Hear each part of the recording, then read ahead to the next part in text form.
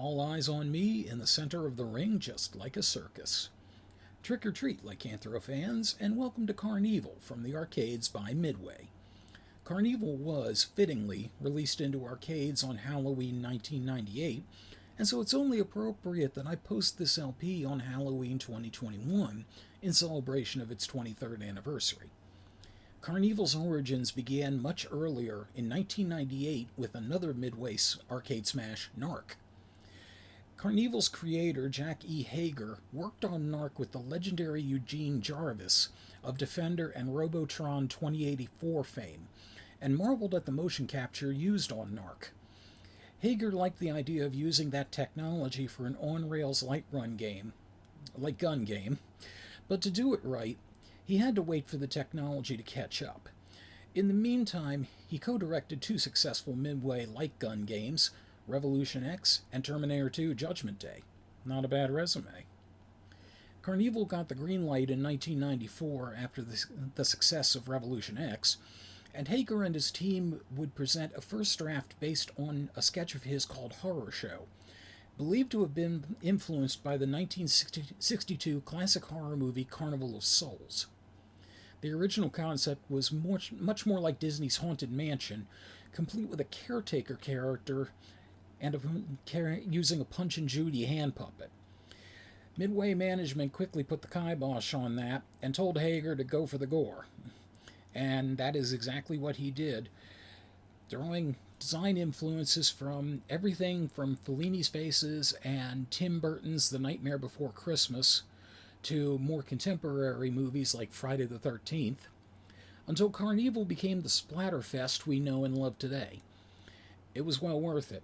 CarnEvil had some stiff competition when it reached the arcades, most notably from Namco's Time Crisis 2 and the sequel to Atari's Area 51, Site 4. But CarnEvil sold a ton of cabinets and raked in a ton of cash, even outselling Midway's Mortal Kombat 4 in terms of cabinet sales. And with the background aside, Professor Von Tokentaker awaits, so let's make a token effort, shall we? One other thing, real quick before we begin, I'm doing this in a very interesting way. The typical arcade light gun game in MAME is used by the mouse as a default controller, and you have an option whether or not you want to use the crosshairs as an overlay. You can turn them on and off. I, however, am taking a much different route. Yep. I got a light gun, and I'm not afraid to use it. This is the AimTrak from Ultimarc. And what this does, there is a sensor akin to the one used for the Wii remotes that I have placed on top of my monitor. And this, when plugged in and calibrated and set up, takes the place of the mouse cursor and the mouse functions. So I have already set up MAME and the CarnEvil game to accept this as the Player 1 controller. Now there are ways that I can do two of these kind of guns at once, and I do actually own two of these guns. But with CarnEvil, the problem is in the arcade, a pump-action shotgun was used for the control to reload. So in order to replicate it, I need to use one of these two buttons here. So unfortunately, no guns akimbo for me on this one, but I'm pretty sure one will be enough to fend off the legions of the Midway undead. Only one way to find out. Let's get this rolling.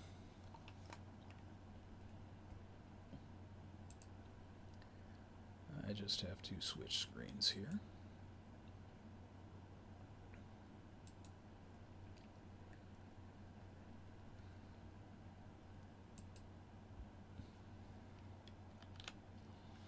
Alright. And we'll get the intro in just a second. When the moon is full and trees are bare, walk through the cemetery if you dare, where skeletons rot and corpses fester. Locate the tomb with the skull of a jester. Feed him the token all shiny and new. It is then that CarnEvil will return for you. Greely Valley Cemetery.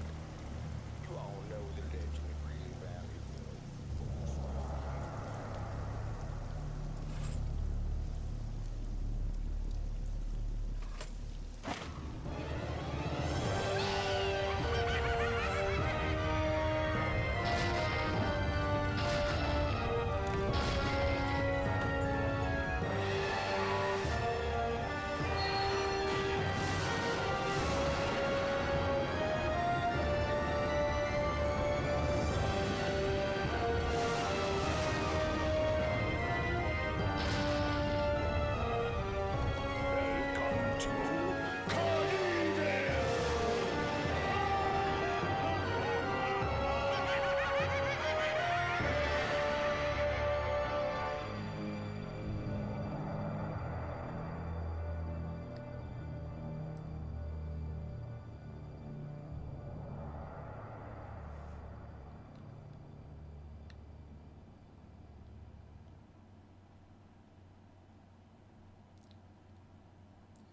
I definitely would have stayed out of arcades if that happened every time I put a token in a machine.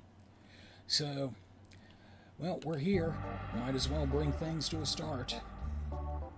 So you're going to see me aiming the gun. You may not always see it, but trust me, it's there. And we're going to start off with the Freak Show. It's the Freak Show! The Freak Show! See the strange and bizarre. Step right up, we'd love to see you. We think you could be the star. I'm not quite sure how to take that. That, by the way, is Ultimarc. And he's going to be rising us a whole lot during the course of this game. I will warn you now, actually, there's going to be a lot of twisting around movement like that, so for those who get airsick, or whatever sick, pardon me, I have to beg your pardon now. And this is Flapjack. As you can see, there's no shortage of the board here.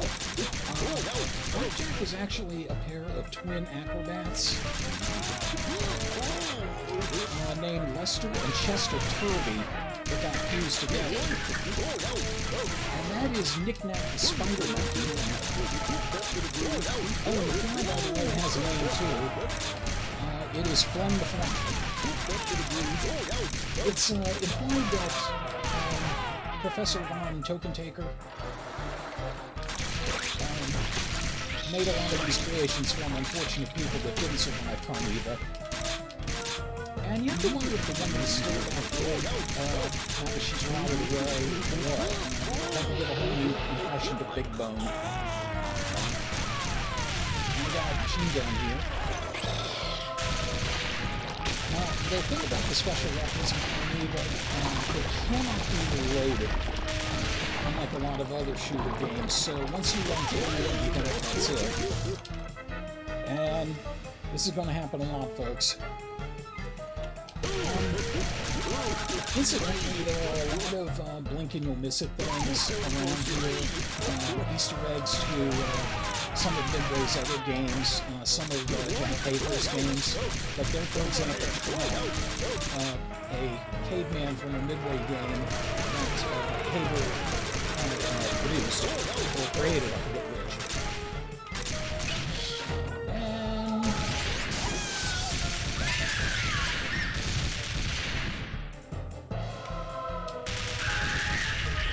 I really do hate Knick-Knack. He is very hard to hit just because of how fast he moves. One of my least favorite enemies.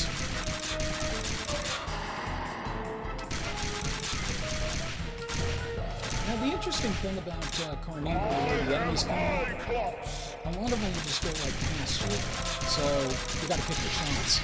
And the mid-boss, Cyclops here, kind of looks like Gargos from Idol, rather, from Killer Instinct. Nice to know he got it worked after that. Most of the bosses do have a weak point, and in Idol's case, it's really any of his eyes. If I can manage to actually hit him. You'll see a theme here, folks. My aim is not super great, but there he goes. He's down. I will also caution you, I have had problems with the AimTrak on a couple of occasions. And so I may have to reset during the course of the game. Hopefully not. But we have a flamethrower there. It really is a very ineffective weapon. And here we have rods and Tort.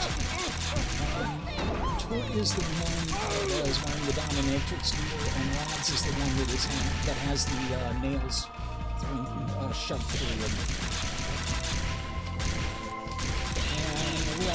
anything to him there, but it's fun, so why not?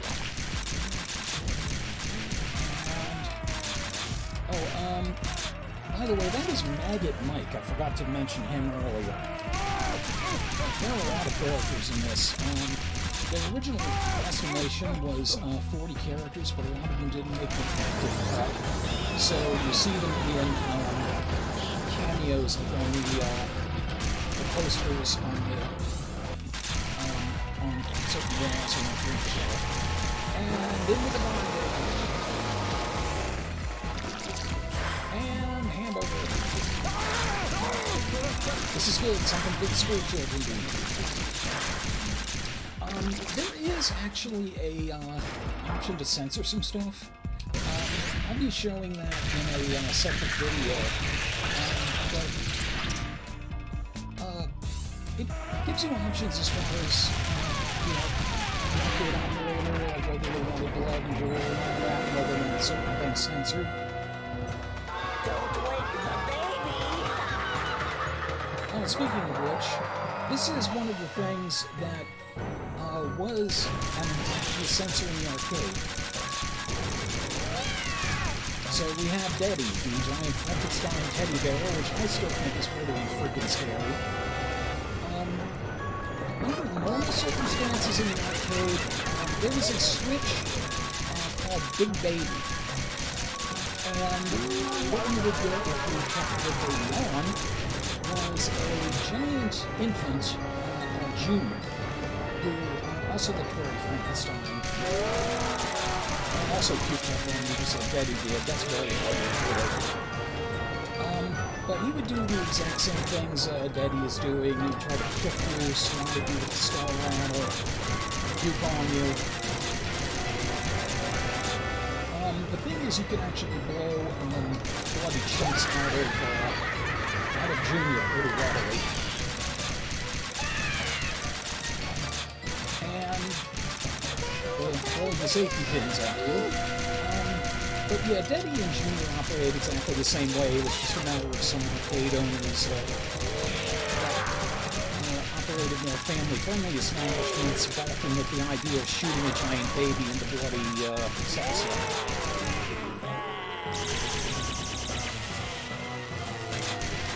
And Daddy falls into chunks.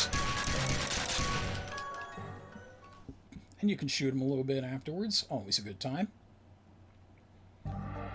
But yes, I will show Junior off in a separate video. And now I'm going to do a little Easter egg thing for the haunted house. Welcome to the haunted house. Meet a ghoul who lost her head. If you'd like to stay and join us, you're always welcome, alive or dead. So I pumped the shotgun 5 times while Ultimarc was talking, and we get zombies in party hats. And we get the gun screwing up. Okay, we're back. I never really understand what does that, but I try something to fix it. Anyway, zombies with party hats, and I had to let the one in the pigtails beat me up a bit. So you only have swarms of these vampire bats, much like anything else that flies at you. Usually only 1 or 2 are an actual threat. It's not always easy to figure out which one is. Just memorization, that's about it. Now, some people lose their heads so easily. And you can't shoot them as a rage. The fan ghosts are called ghouls. G-O-O-L.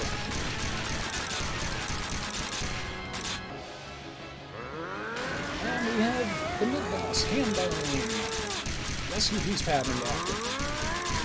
So, a little bit of trivia about Hambone here. I mentioned earlier that Jack Hazel had to go back to the drawing board in terms of what kind of enemies he would have. Hambone was the first design he came up with, and this character really set the tone for what CarnEvil would become. In addition, Hambone provided a lot of the voices in the game. Hambone is one of them. He also voiced the narrator at the start, and voiced Ultimarc. And we will not see him until later, but he did voice Fritz von Token Taker. And I was shotgun shells there. Oh, no, I didn't. As you can see, shotguns are a very nice way to take care of things quickly.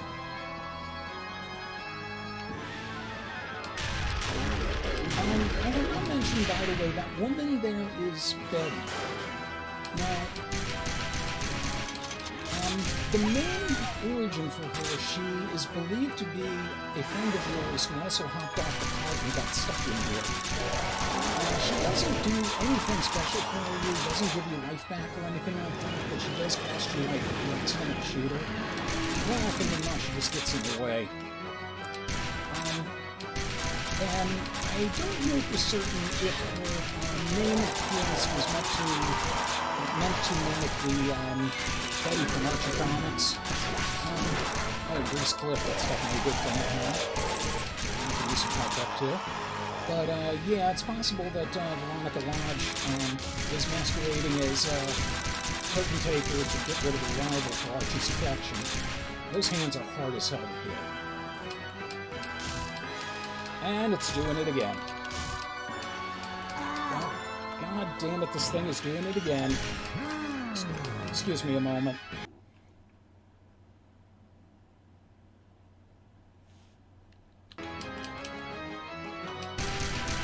Okay, I think it had something to do with the taskbar.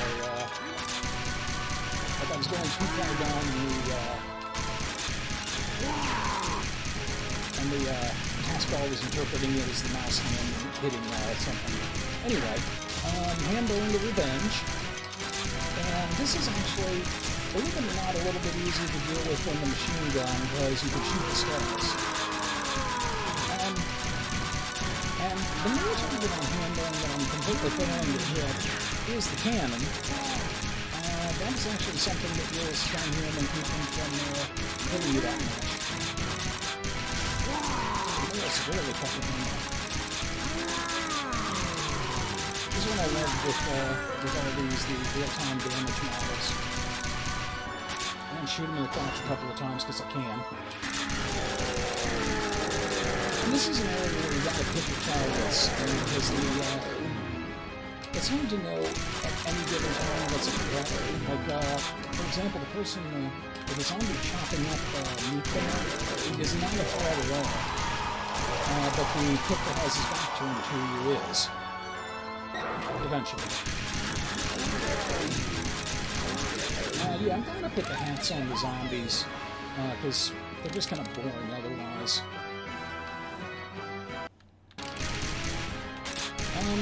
If this thing has an official name, I have no idea what it is. I don't know if I want to know because, quite frankly, spiders really skeeved me out, so the fact that it's here is enough.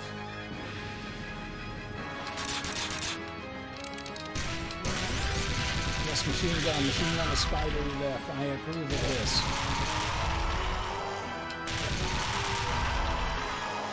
I kind of wish we could carry this to the boss for once.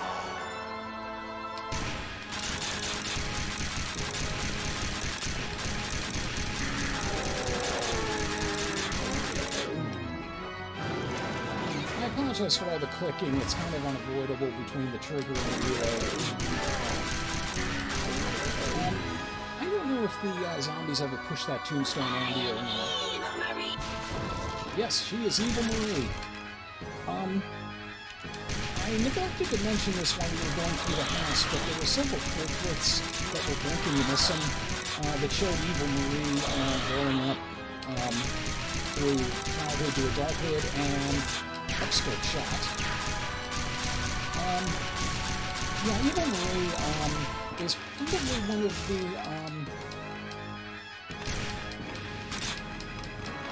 oh shit. For some strange reason, I can't seem to full screen this game, so that's causing some issues there. Anyway, let's get back to it, see if we can get this one played out. So even though you have a Like I mentioned before, jiggle physics, unintentional.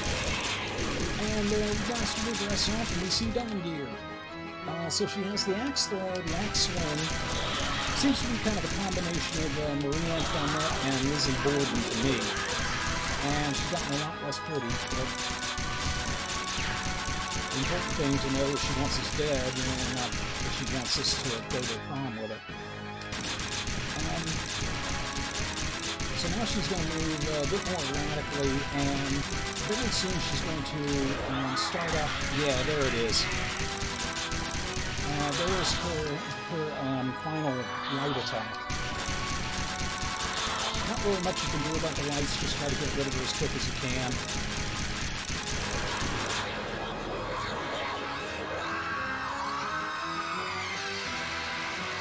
And she falls down and impales herself on the fountain and fills the fountain and the stream more blood. If you have blood turned off at all, that is not shown. Again, I'll show that in a separate video. But now we have the final area before the big top, Rickety Town. What goes up must come down. Now you're headed for Rickety Town. Ride all the rides, have some fun, then eat your heart out on a sesame seed bun. There hasn't been much on that line. I probably should have said something like, don't complain when gravity's done, or something like that. So we have the elves, Tinsel, which is supposed to be what happens to bad kids. They become those monstrosities.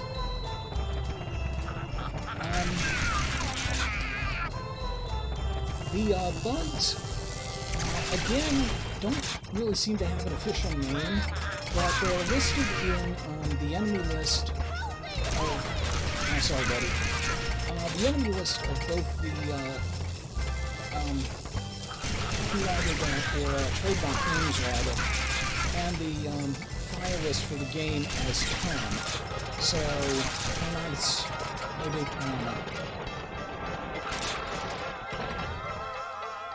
I hate roller coasters, especially ones that don't have a track.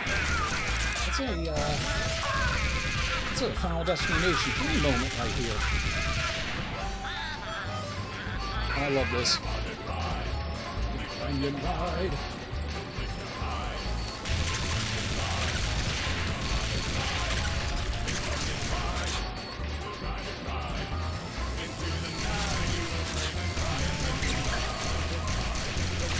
Those termites always get me.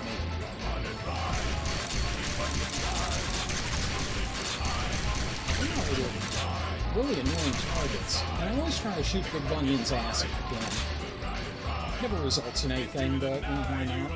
If you need assistance, of course, Mr. Smiley, and now you have the acid bath weapon. You did. Rickety Town is a combination of a whole bunch of different things. So, Mr. Smiley is like the 50s gas attendant. And here we have Carney.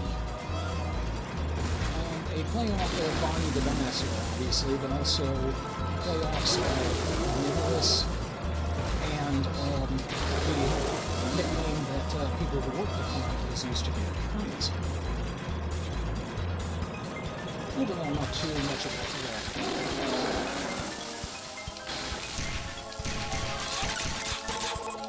They move so slowly, it's pretty easy to take them out. Okay, now we get to the food court, and these are the guillotines. They will attack by throwing pizza and hot dogs at you. And they also occasionally flip you off. There's another flip switch in here called Obscene Food Court, or Offensive Food Court, rather, that prevents them from giving you the middle finger. However, it will show that one, I don't believe they mean you will do the cash grab either, but, oh shit, screw you, Betty. Where'd you get out? But, you know, no problem with dipping that guy into the hot oil. That happens on any level. Mr. Smiley is a hard one to take down, and this is a really hard area. It's hard to prevent the bumper cars from hitting you. And even if you hit Smiley once in them, it's often going to stop. And then you got the ones that just whack you with the gas cans or the wrenches. So yeah, this area is pretty annoying. And we're heading back up the Rickety Town roller coaster for some damn reason. We get all kinds of crazy shit in this game. And through the fire and flames. A little tinsel now.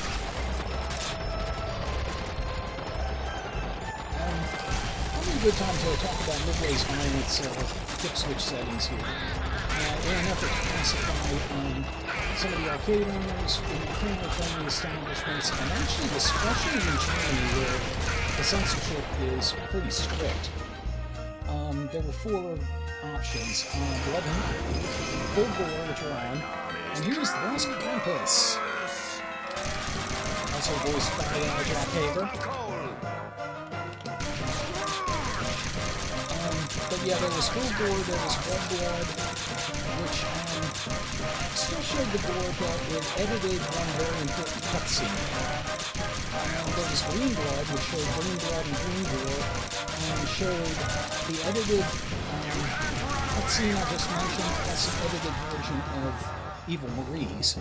And then there was None, which showed both of those edited cutscenes.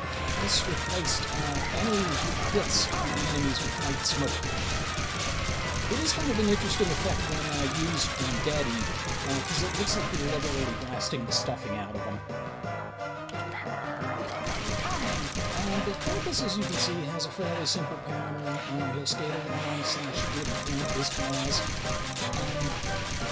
He does have an attack rate close to whack that sack over your head, praising it. This is not very difficult to deal with at all with a full throw. That's what he does when he gets down to about quarter health.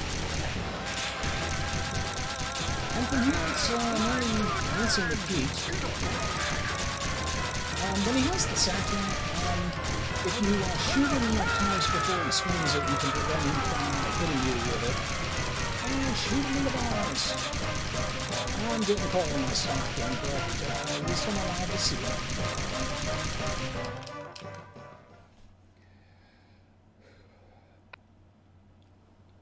Okay, now with all 3 of those taken care of, we have one last level, and that is the Big Top. You've made it to our main attraction, the 3-ring circus in the Big Top tent. We hope our clowns will entertain you before making you the main event. Not bloody well, not. Although you are going to get a lot of my, God damn it! I did it again! I did it again!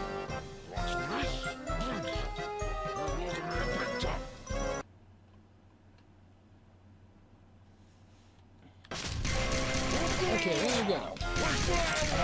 There are numerous of these clowns around. They are called Smeek, and they were originally meant to be the principal character in CarnEvil. Actually, these were going to be taking the role that Ultimarc has in this final version. And this is Mr. Ozob, the big clowns. And these things here are names. Yes, names. And they are absolutely harmless. It is not worth wasting my ammo on them because there is nothing they can do to you, even if they contact you. Something funny though, if I can manage to get one of them. Yeah, he goes around looking for his head for a second.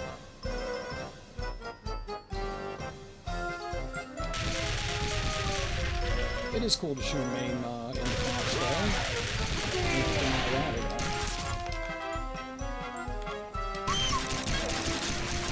Okay, so that's Mr. Ozone, the really big one.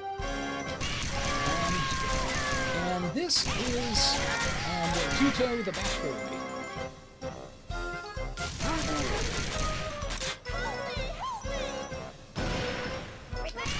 Yeah, so they're going to be with us a lot throughout the level. And Sweet just has a really annoying ability to just get right in the way of where you need to go. Much like Betty has a really annoying ability to be right in front of anything you need to shoot.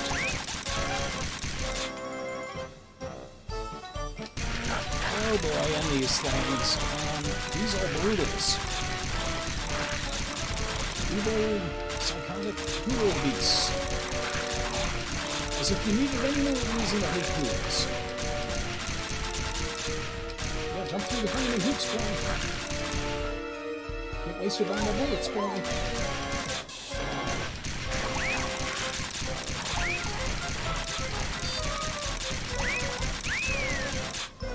Yeah, all things considered, the littles are one of the worst enemies to deal with because they're so fast, and you become a human cannonball because why not?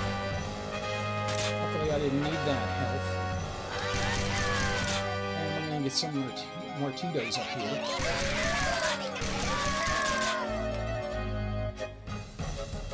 Martito may have been one of the characters mentioned in the Freak Show, I'm not sure.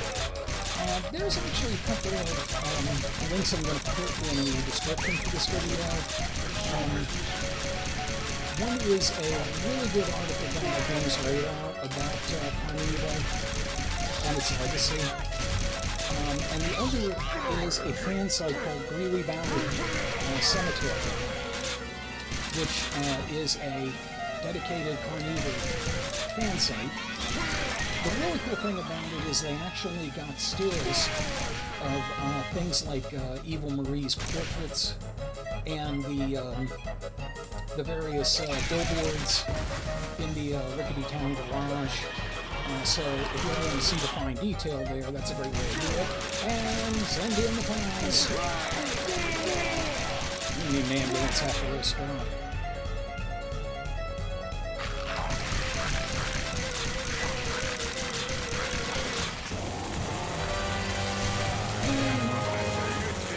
Tiltus Laboratory, we need your brain.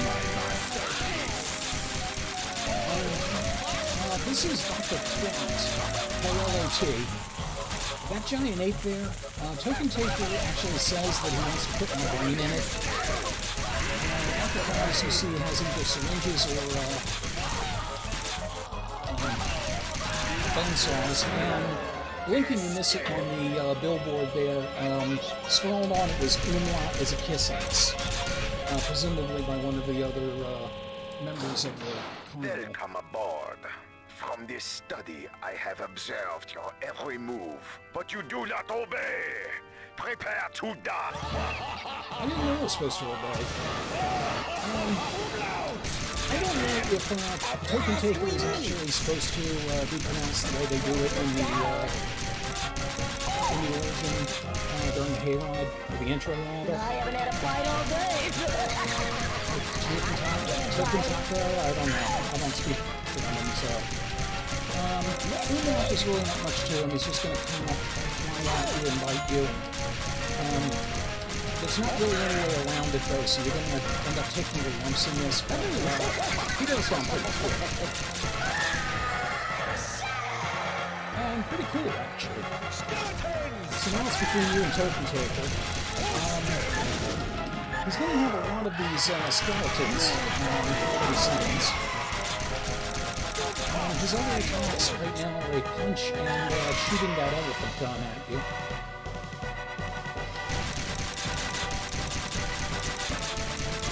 Sadly, there's no like occupying balls or whatever that you shoot in the crotch. If you get a close look at him, which you will at the end credits, his monocle actually has umlaut embedded in it. Or an image of him, at least. So, Token Taker gives you a lot of chances to hit him. And he mainly relies on the skeletons to do the work that they are pushovers.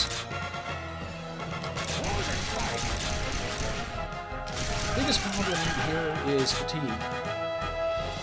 Because by the time you're done dealing with all the skeletons and then you have a shot at a token taker again, yeah, that happens.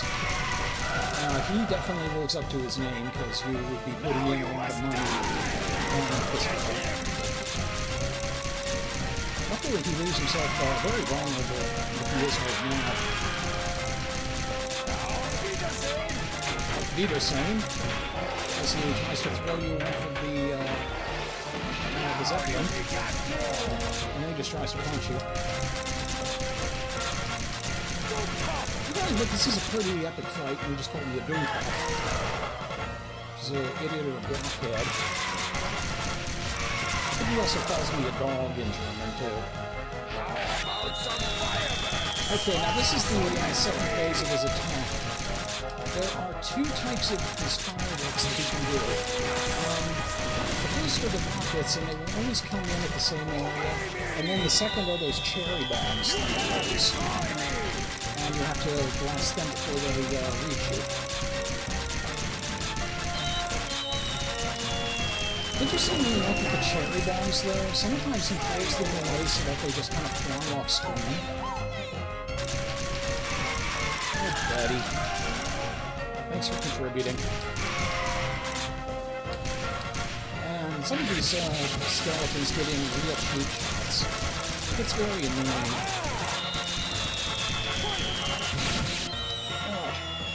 And the rockets can get away from you, but usually it's easy enough if they're coming in that pattern to just shoot straight ahead and get rid of them. You got a nice big hole in. He is an ancient dead guy, so it's not like he feels this. Much to my chagrin, I really want him to feel this after all I've been through. And he is very sturdy. It takes a long time for his health bar to deplete. As you can see, he is quite the mess. Oh, good God.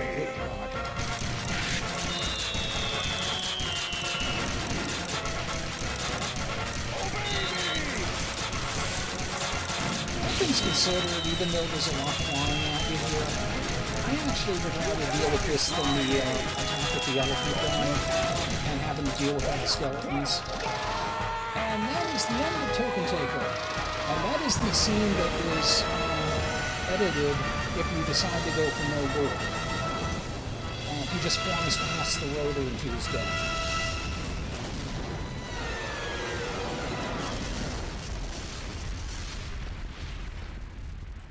We have the ending sequence. What's going on?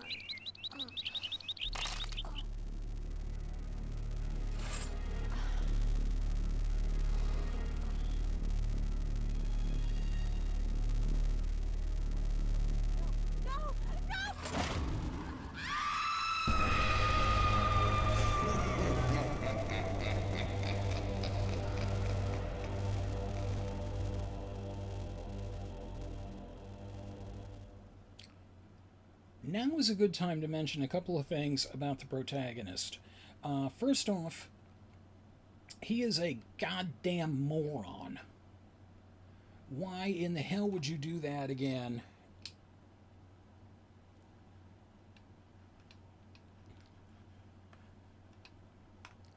Yeah. There we go.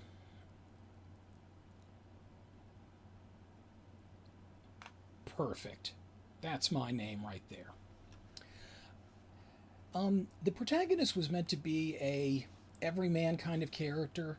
There were rumors that the Player 1 and Player 2 were actually named Jacob and Lisa, but that was never actually verified or proven true.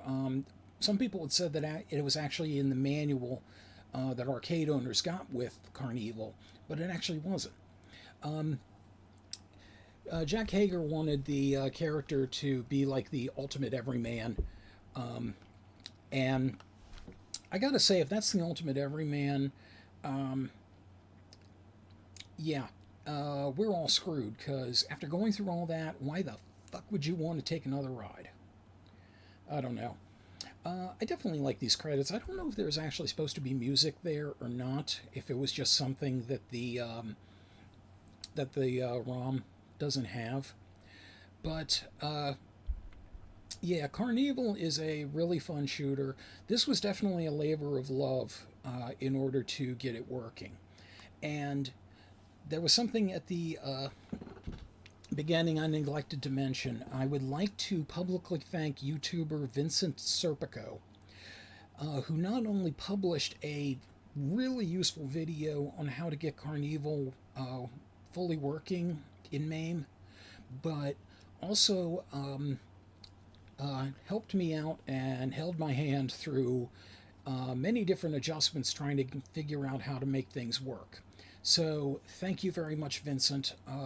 I highly recommend for anyone who likes to do custom stuff in MAME, check out Vincent Serpico's YouTube site. It has some very interesting stuff on there. And in closing, this is one of those games that in the arcades definitely attracted attention. I mentioned the various settings before, with the different violence and such. I meant to actually put the setting back to show Junior instead of showing Daddy. So I'll add on, or I'll get footage added on of the Junior fight when I do some extra recording, and it'll be part of this video. And I really do like this old-time scroll and font for this. It looks kind of like a player piano to me. But this was definitely something that had a lot of love in it. You can tell. And it came together beautifully. It was unlike anything else I'd seen in the arcades at the time. The critics overall gave this some pretty good praise. They liked the visuals, the concept, the character designs. They also liked the shotgun, light gun controls, saying they were very sturdy and very comfortable. The closest it really got to criticism, some people said it was a bit too derivative of House of the Dead, and some people got on it for not having hidden stuff like a lot of the other games. Not so much even like Area 51 where there is hidden shit all over the place, but like gun games where you might find bonus life if you shoot Paul Bunyan in the ass on Big Bunyan Ride, Big Bunyan Ride. And I do think that's a fair criticism, because that is something I do on a lot of light gun shooters. I do tend to blast everything in creation, hoping I can find something secret. And in this case, everything is out there, and you have to really react quick to get it. But all things considered, really great game, really great shooter. Sadly, there was never a home version. There was actually supposed to be a home version in development based on the CarnEvil IP, not on this game exactly. But it never materialized. Midway didn't want to go that direction. And there was actually going to be a 4D ride. It was conceptualized, but never developed. Big Bunyan Riders.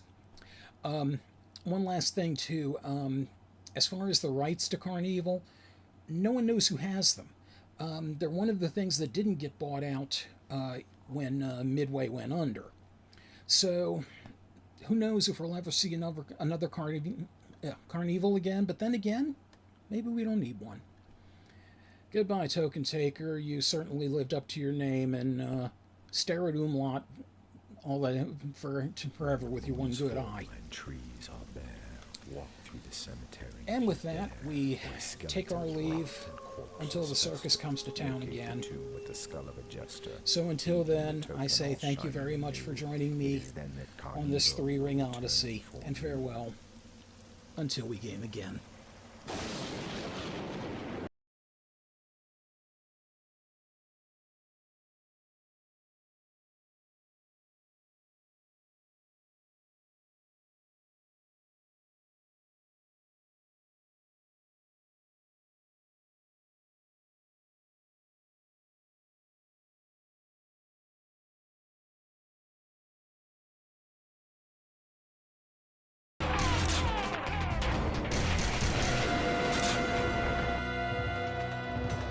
Don't wake the baby!